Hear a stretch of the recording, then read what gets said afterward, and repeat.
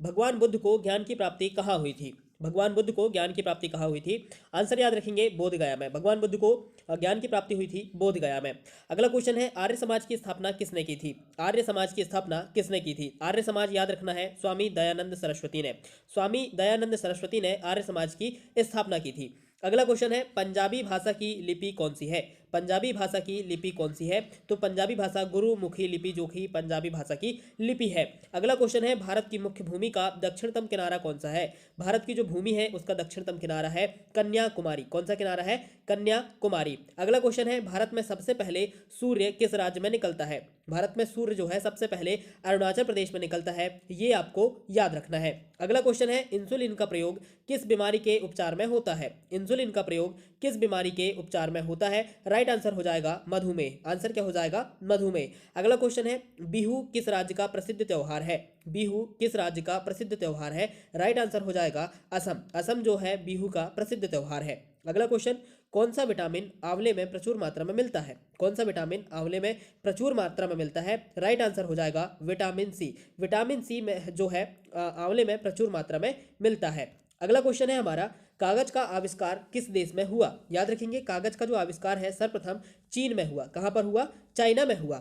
गौतम बुद्ध का बचपन का नाम क्या था? इंपॉर्टेंट क्वेश्चन है, गौतम बुद्ध का बचपन का नाम क्या था? इस क्वेश्चन का राइट आंसर हो जाएगा सिद्धार्थ। याद रखेंगे, क्या हो जाएगा? सिद्धार्थ। अगला क्वेश्चन है, भारत में सशस्त्र बलों का सर्वोच्च सेनापति कौन होता है? भारत में सशस्त्र बलों का सर्वोच्च सेनापति कौन होता है? राइट आंसर हो जाएगा राष्ट्रपति। आपको याद रखना है, राइट आंसर क्या हो जाएगा? राष्ट्रपति।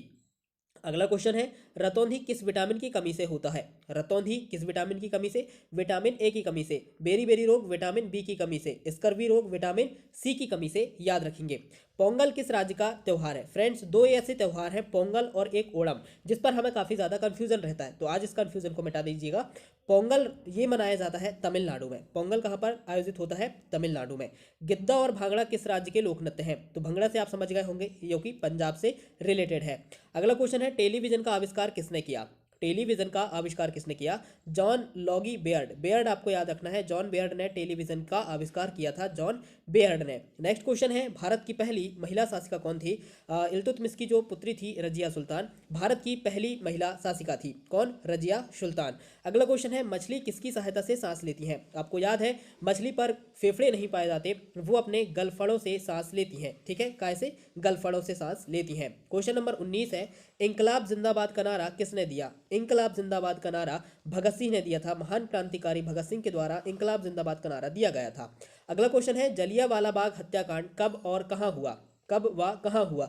1919 ईस्वी में अमृतसर में हुआ था जलियांवाला बाग हत्याकांड, 1919 अमृतसर। अब अमृतसर कहां पर स्थित है, इस पर भी कंफ्यूजन होता है, पंजाब या हरियाणा। कमेंट बॉक्स पर आपको बताना है कि अमृतसर कहां पर स्थित है, पंजाब में या फिर हरियाणा में। अगला क्वेश्चन है, 1939 ईस्वी में कांग्रेस छोड़ने के बाद सुभाष चंद्र बोस ने किस दल की स्थापना की थी? 1939 में जब सुभाष चंद्र बोस ने कांग्रेस को छोड़ा था, तब उन्होंने फॉरवर्ड ब्लॉक की स्थापना की थी। किसकी? फॉरवर्ड ब्लॉक की स्थापना की थी। पंजाब केसरी किसे कहा जाता है? पंजाब केसरी कहा जाता है लाला लाजपत राय को। किसे? लाला लाजपत राय को। सैंडर्स की हत्या किसने की थी? सैंडर्स की हत्या की थी भगत सिंह ने। सैंडर्स की हत्या की थी भगत सिंह ने। 1857 ईस्वी के विद्रोह में किसने अपना बलिदान सबसे पहले दिया? तो जो 1857 का विद्रोह हुआ था फ्रेंड्स, इस पर सबसे पहला योगदान था मंगल पांडे जी का। किसका? मंगल पांडे का। भारत की पहली महिला राज्यपाल कौन थी? तो भारत की पहली महिला राज्यपाल थी सरोजनी नायडू। किस राज्य की ये राज्यपाल बनी थी? कमेंट बॉक्स पर आपको बताना है कि ये किस राज्य की राज्यपाल बनी थी। पहली महिला भारत की राज्यपाल बनी थी सरोजनी नायडू। माउंट एवरेस्ट पर 2 बार चढ़ने वाली पहली महिला कौन थी? माउंट एवरेस्ट पर 2 बार चढ़ने वाली पहली महिला कौन थी? राइट आंसर हो जाएगा संतोष यादव। कौन हो जाएगा? संतोष यादव। क्वेश्चन नंबर 27 है, ब्रह्म समाज की स्थापना किसके द्वारा की गई थी? ब्रह्म समाज की स्थापना किसके द्वारा की गई? राजा राम मोहन राय। राजा राम मोहन राय। ठीक है, ब्रह्म राम मोहन, राम मोहन ब्रह्मा, राम मोहन ब्रह्मा से याद रखेंगे ब्रह्म समाज। आर्य समाज की स्थापना सरस्वती, आर्य हमारी पूजनीय सरस्वती माँ, आर्य समाज की स्थापना दयानंद सरस्वती याद रख लेंगे। और ब्रह्म राम मोहन ब्रह्म, ठीक है, राजा राम मोहन राय ने ब्रह्म समाज की स्थापना की थी। अच्छा, राजा राम मोहन राय सती प्रथा का विरोध करने के लिए भी फेमस है। और आपको बताना है कि भारत देश में सती प्रथा के सर्वप्रथम जो साक्ष्य है वो कहाँ पर मिले हैं? कमेंट बॉक्स पर बताना है कि भारत में सती प्रथा के साक्ष्य सर्वप्रथम कहाँ से मिले हैं। अगला क्वेश्चन देखेंगे, स्वामी दयानंद सरस्वती का मूल नाम क्या था? स्वामी दयानंद सरस्वती का मूल नाम क्या था? तो इनका नाम था मूल शंकर। इन्होंने आर्य समाज की स्थापना की थी स्वामी दयानंद सरस्वती ने। वेदों की और लौटो, इसका ये नारा भी किसने दिया था? दयानंद सरस्वती। सरस्वती जी माँ ज्ञान की देवी है और ज्ञान कहाँ से मिलता है? वेदों से। तो वेद किससे रिलेटेड रहे? दयानंद सरस्वती से। तो वेदों की और लौटो, दयानंद सरस्वती का ये नारा था, याद रखना है। नेक्स्ट क्वेश्चन है, रामकृष्ण मिशन की स्थापना किसने की? रामकृष्ण मिशन की स्थापना किया था स्वामी विवेकानंद ने। ठीक है, राम हमारे क्या है? स्वामी है। राम और कृष्ण दोनों क्या है? स्वामी। रामकृष्ण स्वामी, रामकृष्ण स्वामी विवेकानंद। ठीक है। नेक्स्ट क्वेश्चन है, वास्को डी गामा भारत कब आया? वास्को डी गामा भारत आया था 1498 ईस्वी में। वास्को डी गामा कहाँ का रहने वाला था? ये था पुर्तगाल का रहने वाला। अच्छा, 1498 में ये भारत आया था, तो भारत के किस बंदरगाह पर ये उतरा था? वास्को डी गामा भारत के किस बंदरगाह पर उतरा था? सामुद्रिक मार्ग की इसने खोज की थी। ये कमेंट बॉक्स पर आपको बताना है कि कौन से बंदरगाह पर ये उतरा था। नेक्स्ट क्वेश्चन है, हवा महल कहाँ पर स्थित है? हवा महल जयपुर में स्थित है फ्रेंड। कहाँ पर? हवा महल जो है ये जयपुर में स्थित है। सिख धर्म का संस्थापक किस सिख गुरु को माना जाता है? सिख धर्म का संस्थापक एक सिख गुरु को माना जाता है, नाम है उनका गुरु नानक। क्या नाम है? गुरु नानक जी को सिख धर्म का संस्थापक माना जाता है। नेक्स्ट क्वेश्चन है, सिखों का प्रमुख त्योहार कौन सा है? सिखों का प्रमुख त्योहार कौन सा है? तो सिख मनाते हैं बैसाखी। क्या मनाते हैं? बैसाखी। राइट आंसर बैसाखी हो जाएगा। अगला क्वेश्चन है, लौह पुरुष किस महापुरुष को कहा जाता है? लौह पुरुष किस महापुरुष को कहा जाता है? सरदार वल्लभ भाई पटेल, गुजरात में जिनकी मूर्ति बनी हुई है, स्टैचू ऑफ यूनिटी जिसे कहते हैं, सरदार वल्लभ भाई पटेल लौह पुरुष महापुरुष को कहा जाता है। नेताजी किस महापुरुष को कहा जाता है? सुभाष चंद्र बोस जी को नेताजी सुभाष चंद्र बोस के नाम से बुलाया जाता है, पुकारा जाता है, संबोधित किया जाता है। दिल्ली स्थित लाल बहादुर शास्त्री की समाधि का नाम क्या है? इनकी समाधि का नाम है विजय घाट। और महात्मा गांधी जी की जो समाधि स्थल है उसका नाम है राजघाट। इंदिरा गांधी की जो समाधि स्थल है उसे किस नाम से जाना जाता है? आपको कमेंट बॉक्स पर बताना है कि इंदिरा गांधी के समाधि स्थल को किस नाम से जाना जाता है। लाल बहादुर शास्त्री याद रखेंगे विजय घाट, महात्मा गांधी याद रखेंगे राजघाट। महाभारत की रचयिता कौन है? महाभारत की रचयिता है वेदव्यास और रामायण की रचयिता है वाल्मीकि। अर्थशास्त्र नामक पुस्तक किसने लिखी? इंपॉर्टेंट क्वेश्चन है, अर्थशास्त्र किसने लिखा? अर्थशास्त्र लिखा चाणक्य अर्थात कौटिल्य ने। किसने? चाणक्य अर्थात कौटिल्य ने। जय जवान जय किसान का नारा किसने दिया? तो जय जवान जय किसान का नारा ये दिया था लाल बहादुर शास्त्री जी ने, जिनका समाधि स्थल है विजय घाट। संविधान सभा का स्थायी अध्यक्ष कौन था? तो अस्थायी अध्यक्ष था तो डॉक्टर सच्चिदानंद सिन्हा। पहले उन्हें अस्थायी बनाया गया, लेकिन स्थायी की बात करें तो डॉक्टर राजेंद्र प्रसाद, डॉक्टर राजेंद्र प्रसाद को संविधान सभा का स्थायी अध्यक्ष बनाया गया था। संविधान सभा की प्रारूप समिति के अध्यक्ष कौन थे? संविधान सभा में जो प्रारूप समिति बनी थी, प्रारूप समिति के अध्यक्ष बने थे भीमराव अंबेडकर। और योजना आयोग के कौन थे? जवाहरलाल नेहरू। बाद में जो योजना आयोग बना था उसके पहले अध्यक्ष कौन बने थे? जवाहरलाल नेहरू। क्वेश्चन नंबर 44 देखेंगे, विश्व रेड क्रॉस दिवस किस तारीख को मनाया जाता है? वर्ल्ड रेड क्रॉस डे कब मनाया जाता है? 8 मई को ये मनाया जाता है। और 21 मई को क्या मनाया जाता है? World nurse day. World nurse day 21 मई को, और वर्ल्ड रेड क्रॉस डे 8 मई को ये मनाया जाता है। सूर्योदय का देश के नाम से कौन सा देश प्रसिद्ध है? सूर्योदय देश के नाम से प्रसिद्ध है जापान। और भारत में सर्वप्रथम किस राज्य में सूर्योदय सबसे पहले होता है? अरुणाचल प्रदेश, अभी हमने पढ़ा है। सूर्योदय का देश कहा जाता है जापान को। अंतर्राष्ट्रीय महिला दिवस किस तिथि को मनाया जाता है? अंतर्राष्ट्रीय महिला दिवस 8 मार्च को मनाया जाता है, ये भी आपको याद रखना है। क्षेत्रफल की दृष्टि से भारत में सबसे छोटा राज्य कौन सा है? ये आंसर हो जाएगा गोवा। सिक्किम जो राज्य है, सबसे छोटा राज्य, किस बेस पर उसको सबसे छोटा राज्य कहा जाता है भारत का? ये आपको कमेंट बॉक्स पर बताना है कि सिक्किम को सबसे छोटा राज्य किस बेस पर कहा जाता है। नेक्स्ट क्वेश्चन है, ओणम किस राज्य का प्रसिद्ध त्योहार है? अभी मैंने आपको बताया था पोंगल और ओणम, तो पोंगल था तमिलनाडु का, ओणम कहाँ का है? ये ओणम जो है ये केरल का प्रमुख त्योहार है। ठीक है। दिल्ली भारत की राजधानी कब बनी? तो दिल्ली बनी थी भारत की राजधानी 1911 में। जब दिल्ली दरबार लगा था 1911 में, तब दिल्ली को भारत की राजधानी बनाया गया। सबसे चमकीला ग्रह कौन सा है? सबसे चमकीला ग्रह है शुक्र। ठीक है, शुक्र को कहा जाता है। भारत का राष्ट्रीय पशु कौन सा है? भारत का राष्ट्रीय पशु बाघ है। देखो मैंने आपको बताया था कि आपको सरल क्वेश्चन भी देखने को मिलेंगे, तो अगर आपसे वो बन रहे हैं तो आप उन्हें स्किप करके आगे जा सकते हैं, क्योंकि वीडियो को दोनों प्रकार के व्यूवर देख रहे हैं। जो वो व्यूवर भी देख रहे हैं जो पहले से तैयारी कर रहे हैं, जिनकी अच्छी खासी तैयारी है, वो व्यूवर्स भी देख रहे हैं जो फर्स्ट टाइम इस वीडियो को सामान्य ज्ञान क्या होता है, क्या क्या क्वेश्चन उस पर पूछे जाते हैं, वो चीज़ों को वो देखने के लिए आए हैं। तो उन दोनों के उद्देश्य से ही इस वीडियो को क्रिएट किया गया है। इसलिए जो क्वेश्चन आपको सरल लगे आप स्किप करके आगे बढ़ जाइएगा। ठीक है। है, मैं सारी चीज़ें यहाँ पर क्लियर करते जा रहा हूँ। भारत का राष्ट्रीय पशु कौन सा है, तो बाघ है।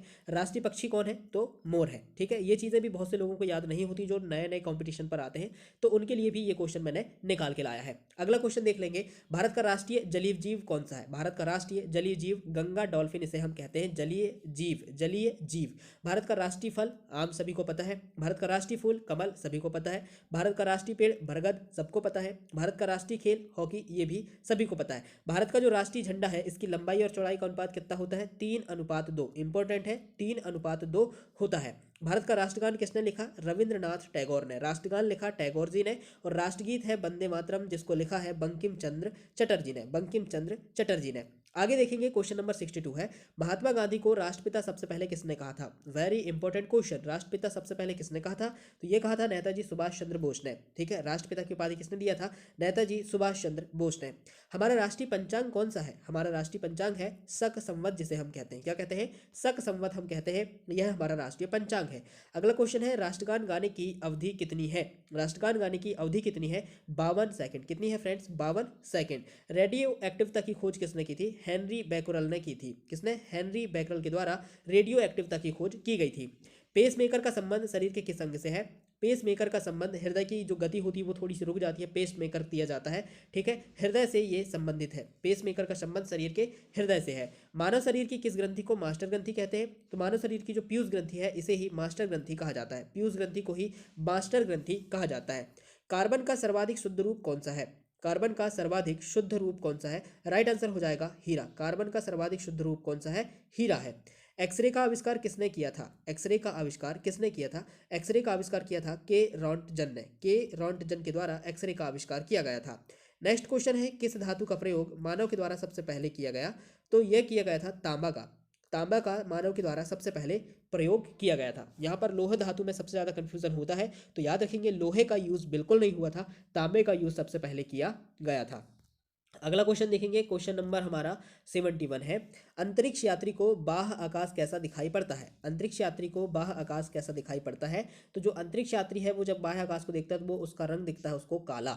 दूरबीन का आविष्कार किसने किया, दूरबीन का आविष्कार किया गैलीलियो ने। अब गैलीलियो और कॉपरनिकस, इन दो शब्दों में हम कंफ्यूज रहते हैं। तो कॉपरनिकस जो है सौरमंडल की खोज उसने की थी, सौरमंडल की खोज कॉपरनिकस, दूरबीन का आविष्कार गैलीलियो।